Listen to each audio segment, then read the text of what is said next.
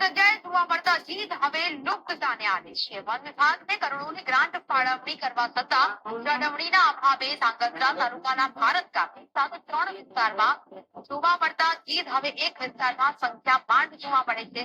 ભારત ગામે કક્ષાએ એકના પક્ષથી જીત 3 સંખ્યામાં જોવા મળતા હતા. કપિરાજના ત્રાસથી આ વસાહત ડિસ્ટર્બ થઈ છે અને કપિરાજ કેટલાક ડેલ્ટાસ બચ્ચાઓનો શિકાર બનાવ્યા હોવાની પણ ગ્રામજનો જણાવી રહ્યા છે.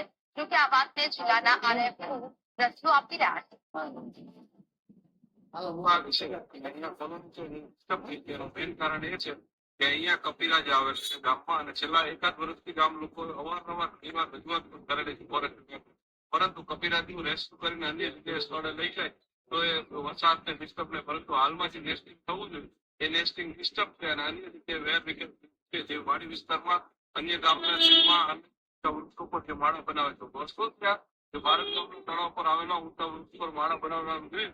આ જે ડિસ્ટર્બ છે ત્યારે દુઃખની લાગણી સાથે કહી શકીએ એવું પડે કે આ ગીર સિંહ વસાહત જો ગુજરાતમાં આ એક જ જગ્યાએ આપણને ભારત ગામે હોય અને ડિસ્ટર્બ થયું હોય તો વહેલી તકે વન વિભાગ જાગે અને આની પાછળની કાર્યવાહી કરે. કપિરાજ જે આપણે એક્સેસ લગાવ્યું પ્રાથમિક દ્રષ્ટિએ અમારી તપાસ કોઈ તથ્ય જણાતું નથી, કારણ કે આપણે ગીરના વિસ્તાર જો એ બનાસકાંઠા કે ત્યાં કપિરાજ અને વચ્ચે બહુ સારી રીતે સાનુકૂલન સાધીને રહે છે.